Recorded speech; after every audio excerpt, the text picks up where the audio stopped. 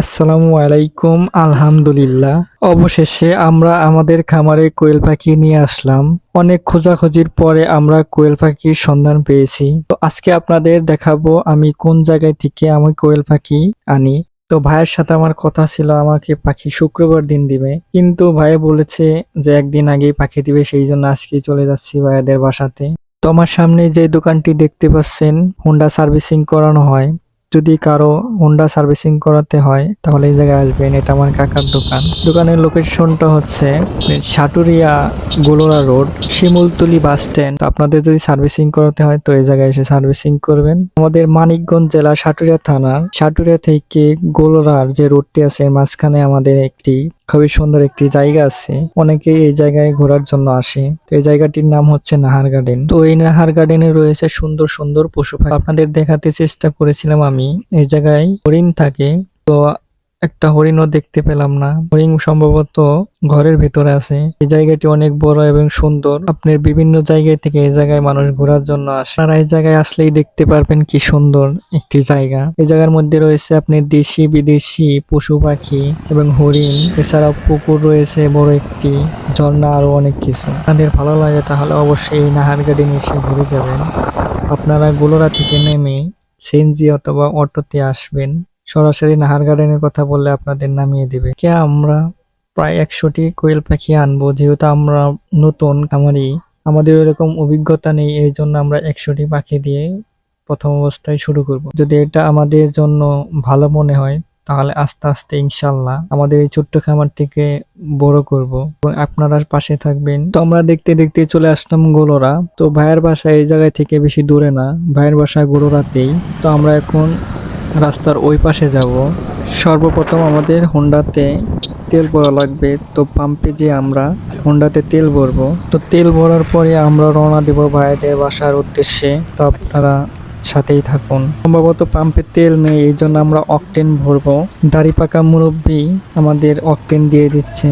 তো আমাদের অকটেন ভরা সম্পূর্ণ হয়ে গেলে আমরা বিলটি পরিশোধ করে চলে যাব ভাইয়াদের বাসার দিকে। তো ভাইয়াদের বাসাটা আমরা যেহেতু চিনি না, তো আমরা লোকজনদের কাছে জিগিয়ে তারপর চলে যাব। আজকে সকালের দিকে ভাইয়া আমাকে জানিয়ে দিয়েছিল পাখিগুলো রেডি করে রেখেছি, তুমি চলে আসো তাড়াতাড়ি। কোনো কারণে হয়তো আমাদের সকালে আসা হয়নি, এই জন্য বিকেলে চলে এসেছি। এই জন্য খুবই তাড়াতাড়ি ভাইয়াদের বাসায় গিয়ে পাখিগুলোকে আগে নেব। আমাদের সামনে যে হোন্ডা লাইক ভাইকে দেখতে পাচ্ছেন, সেই ভাইকে আমরা জিগিয়েছিলাম। সেই ভাই বলেছিল আমি চিনি, তা আমার পিছন পিছন আসুন। তো আমরা দুইজনে তার পিছনে পিছনে অনেক দূর চলে গিয়েছিলাম। তো সে আমাদেরকে অনেক দূর পর্যন্ত নিয়ে গিয়েছিল, প্রায় আধা ঘন্টার মতো রাস্তা। ভিতরের রাস্তাগুলো খুবই খারাপ ছিল। তো শেষ পর্যন্ত যাওয়ার পর সে ভাইয়া চলে যায় আর বলে এইদিকে জানিয়ে দিয়ে গেলে সামনেই পেয়ে যাবে। তো পরবর্তীতে আমরা লোকজনের কাছে জিজ্ঞাসা করার পরে তারাও চেনে না। সাথে কথা বলার পর ভাই আমাদের ব্যাগ আসতে বলে। তোমার একক তো খাওয়ার জন্য বাড়িতে আমি কি পরিমাণে হাঙ্গামা করছিলাম তোমার ধারণার বাইরে। তো কাকার কথা শুনে মনে হয়েছিল কাকা খুবই রাগ করেছে, কারণ আমরা বিকালের দিকে রওনা দিয়েছি। আমাদের বাসায় পৌঁছাতেই রাত হয়ে গিয়েছিল। দেখতেই পাচ্ছেন ভাইয়া পাখিগুলো রেডি করে রেখেছে। তো এদিকে ভাইয়ার ভিতরে অনেক সুন্দর সুন্দর পাখি ভাইয়া আমাদের দেখালো। পাখিগুলো দেখে আমাদের খুবই ভালো লাগলো। এরপর ভাইয়া আমাদের ছাদে নিয়ে গিয়েছিল। তার ছাদে কোয়েল পাখির জন্য নতুন সেট আপ করেছে, এটা দেখানোর জন্য। পানির ইউরিয়ার খাবারটা দেবো কালকে, যে পানি টানি পরিষ্কার করে সবই করবো শেষ। মোটামুটি কাজ শেষ। হ্যাঁ ফ্রি ছাদ বলতে না, এদিকে আমার আছে গাছ গাছ আছে। হ্যাঁ এগুলো এক বিদেশি আনা, দেশি না কিন্তু একটা দিনের বেলা একদিন এসে সুন্দর করে সব গুছাই নেই, সব কালার কমে এগুলো ভাঙ্গা এটাকে পারমানেন্ট একটা ছাদ ই দিন। আরে এই জায়গায় দেখেন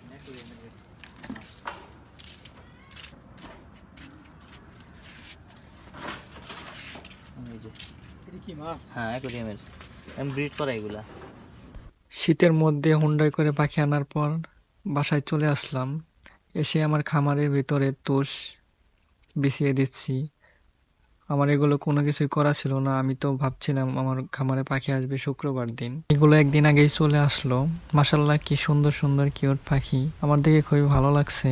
পাখিগুলো অনেক চঞ্চল ছিল, একটা পাখিও কোনো রকম কিচ্ছু হয়নি। কোয়েল পাখিগুলো অনেক দূর থেকে জার্নি করে এসেছে, সেই জন্য আমি পানির সাথে লাইসোবিট মিশিয়ে আমার কোয়েল পাখিকে খাওয়াতে দিব। তো আমি কোয়েল পাখির জন্য পানির সাথে লাইসোবিট মিশানো পানিটা পাখিকে খেতে দিয়েছি। মাশাল্লাহ, কি সুন্দর পাখিগুলো পানি খাচ্ছে, আমার দেখে খুবই ভালো লাগছে। একটা পাখিও কোনো কিছু হয়নি, আল্লাহর রহমতে সবগুলোই সুস্থ আছে। আপনারা দেখতেই পাচ্ছেন কি চঞ্চল পাখিগুলো। কোয়েল পাখি নতুন খামারি হিসাবে আপনাদের কাছে আপনাদের সকলের কাছে দোয়া চাইছি। আপনারা সকালে ভালো থাকবেন। ধন্যবাদ।